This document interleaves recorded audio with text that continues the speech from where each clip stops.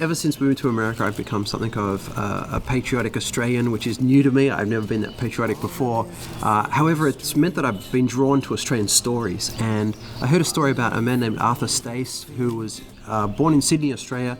In 1930, he became a Christian. He was a homeless man at that point, and he kind of wanted to do something to let people know about his faith in Jesus. And so he found himself a piece of chalk, and he started to write the word eternity on the streets of Sydney. The amazing thing is he couldn't even write his own name, and yet he was able to write this word eternity in beautiful copperplate script. And so he started to write that word. They estimate in his lifetime, he died in 1967, but that he wrote that word over 500,000 times on the streets of Sydney. And people didn't know who was writing the word. For 24 years, no one knew who was responsible for writing this word on the streets of Sydney.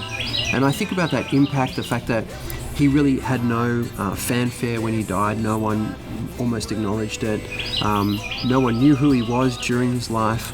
And yet he was using what he had to impact the kingdom of God.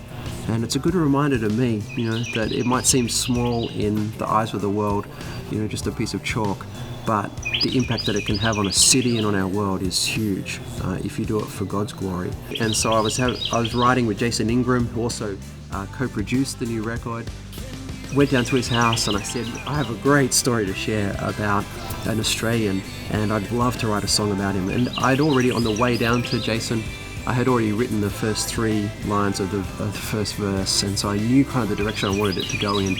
And then together we were able to shape this song that reminds all of us that eternity is what we are made for. 'Cause it is written on the ground, almost lost within the crowd, but it won't stop crying out eternity. Well, can you hear it now?